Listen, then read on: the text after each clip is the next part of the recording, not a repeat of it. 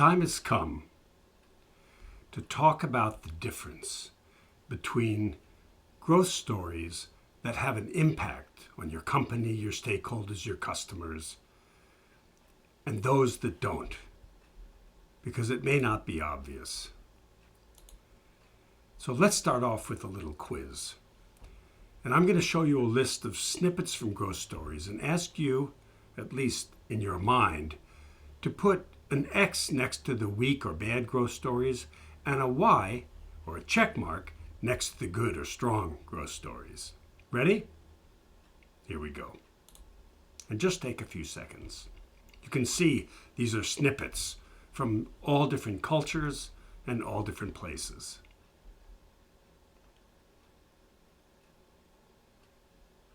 Ready? So these are the weak growth stories, at least in our view.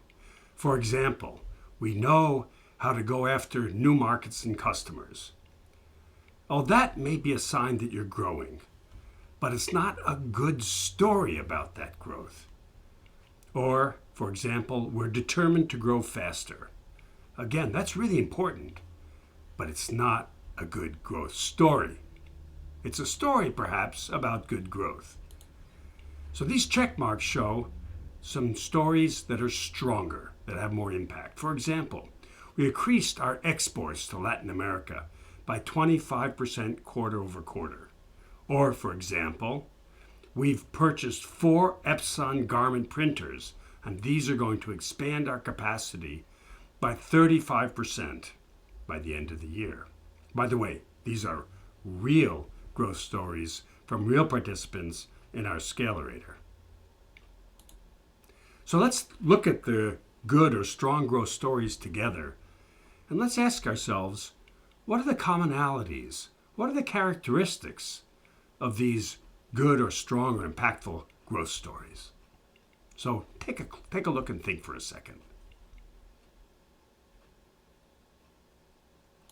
So what I'm going to show you now is a formula, if you will, or a checklist for the criteria for good growth stories. Not surprisingly, they created an acronym called SCALE UP, the slightly different spelling.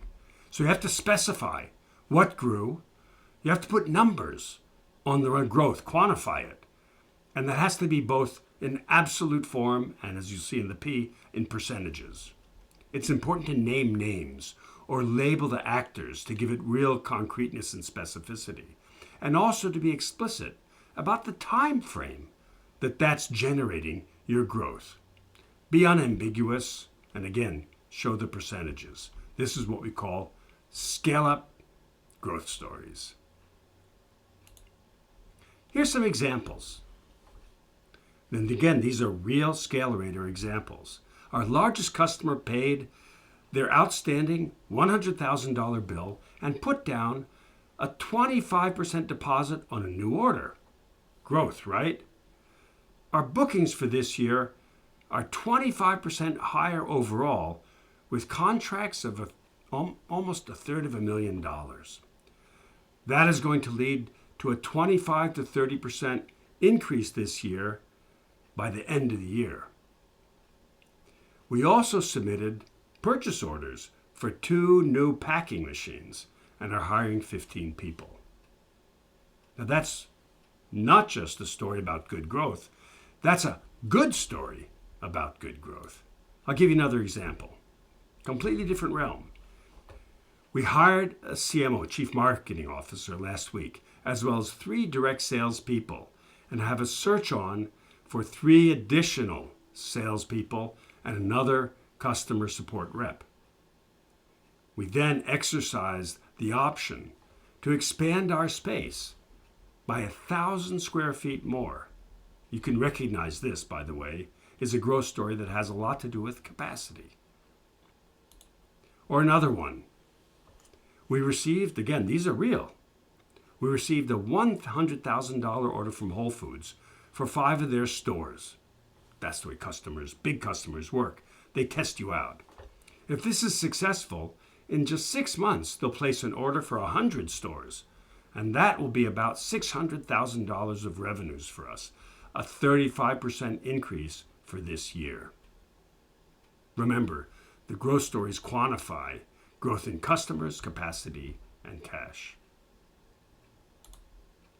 So, this is real growth. These are higher level indicators of growth, quantitative, quantified indicators of growth from some of the Scalerator participants that we've had in the past. So let's get back to Scale Up Growth Talk.